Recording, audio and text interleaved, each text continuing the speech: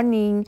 হর হর মহাদেব। আজকে মহাশিবরাত্রি, তাই আমি, আমার শাশুড়ি মা আর একটা ভাস্তি, আর আমাদের ওই বাড়ির থেকেও আমার মা দিদি যাবে মহাদেবের ধামে। তোমরা এর আগে ব্লগটায় দেখতেই পেয়েছো। বাজারে গেছিলাম, ফলমূল এনেছিলাম, বেলপাতা নিয়েছিলাম, আর এইদিকে আমরা চলে এসেছি আমার বাপের বাড়িতে। আমরা এদিকে টোটোতে বসে অপেক্ষা করছিলাম আর মা দিদি রেডি হয়ে আসছিল।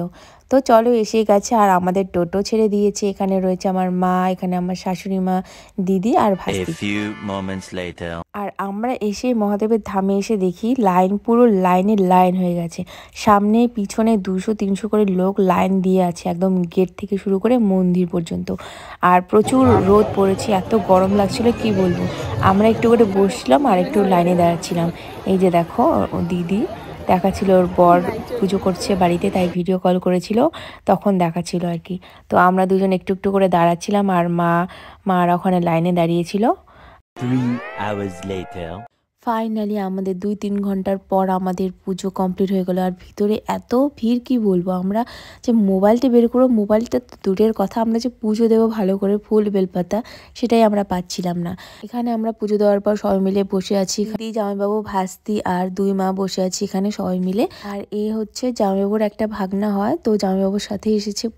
আর আমরা এখানে সবাই মিলে বসে আড্ডা দিচ্ছি আর কি। তারপরে একটু রেস্ট নিয়ে এখানে কিন্তু মেলা হচ্ছিল, মানে এই মেলাটা 3 দিন ধরে থাকে। আর আমরা একটু মেলাও ঘুরেছিলাম। এই যে দেখুন, আমার বরের এখন সময় হলো পুজো দিতে আসার, মানে ওর ডিউটি ছিল, তারপরে ও চলে এসেছিল। তার মধ্যে আবার ওর বাইক নষ্ট হয়েছিল। বাইক ঠিক করার পর এখন চলে এসেছে আমাদের এখানে। এখনও পুজো দেবে, মানে একসঙ্গে আমাদের দেওয়ার কথা ছিল, কিন্তু অনেকটা লেট হয়ে গেছিলো জন্য আমি নিজে সবার সাথে দিয়েছিলাম, আর ও একা পরে এসে দিয়েছিল। ও ভিতরে পুজো দিতে গেছিলো আর আমি এখানে ওর জন্য দাঁড়িয়ে অপেক্ষা করছিলাম। ভাল লাগছে তোমাকে, বুঝছো তো, ভাল লাগছে, কিন্তু তোমার জুতোগুলো সেট হয় না, বুঝছো তো। সকালে না, তুমি এত লেট করে আসলে কেন? লেট করে আসলাম, আমার বাইক খারাপ হয়েছে, তারপরে আমার বউ আমাকে রাখে আসার জন্য আমি লেট করে আসলাম। ডিউটি থেকে গেছে। হ্যাঁ, আমি তুমি এখানে কি হচ্ছে? এখানে লটারি পান না নাকি? পারেনি কেন? ওখানে 5টা ফেলতে হবে, 3টা ফেলেছে আর 2টা পড়েনি।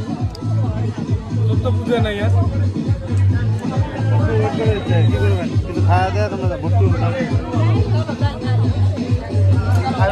না।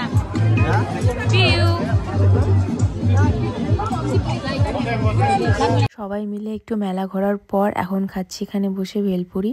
আর সারাদিন উপোস ছিলাম, কি খাবো না খাবো বুঝতে পারছিলাম না। A few moments later. শিবলিঙ্গ নিয়েছে, তাই ও যে দেখাতে আসছে। এটা আমরা নিয়ে যাচ্ছি, আজকে এই জল ঢালবো। তারা এটা আমরা বাড়ি নিয়ে যাচ্ছি, স্থাপন করে আজকে এই জল ঢালবো। ঠিক আছে, আজকে ঢালবি? তুই অনেক কিছু খেলি, প্রসাদ না খাইনি, প্রসাদ কিছু খাইনি। ও প্রসাদ খাইনি আজকে? ও প্রসাদ তো অত কিছু খাস নেই। খাইনি। ঠিক আছে, নিয়ে যা। আমরা সবাই মিলে কয়েকটা ছবি ওঠার পর এখন চলে যাব বাড়িতে, মানে ওরা টোটো করে যাবে আর আমি ওর সঙ্গে বাইকে যাব। এখন আমি আবার ওর সঙ্গে ঘুরতে এলাম মেলায়। বিয়ের প্রথমবার আমি মহাশিবরাত্রিতে পুজো দিতে পারলাম, আর বরের সঙ্গে প্রথম এই মেলাতেই আমি আসলাম বিয়ের পর। এর আগে এসেছিলাম আমি, কিন্তু বিয়ের পর প্রথমবার। আর বিয়ে হওয়ার আমাদের এখনো 1 মাস হয়নি।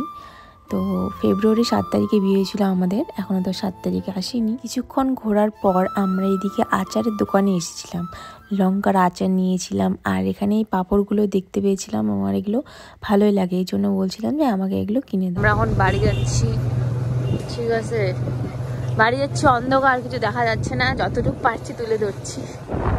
এই যে আমার বর না নিয়ে এসেছে হেলমেট। আর বাড়ি যাওয়ার পথে আমাদের বাড়ির এখানে পুজো হচ্ছিল, তাই আমরা এখানে নেমেছিলাম। এই জায়গাটা কিন্তু আমাদের আগের বাড়ির এখানেই, আর আমার আগের বাড়ি আর আমার নতুন বাড়ির মাঝখানে কিন্তু আমার শ্বশুর বাড়ি, যার জন্য আমি যেদিকেই যাই না কেন 2 বাড়ি হয়ে যেতে পারি। যদিও আমার আগের বাড়িতে এখনো কেউ থাকে না, তবুও আশেপাশে যারা আছে আমার ছোটবেলার, সবাইকে দেখলে খুব শান্তি লাগে।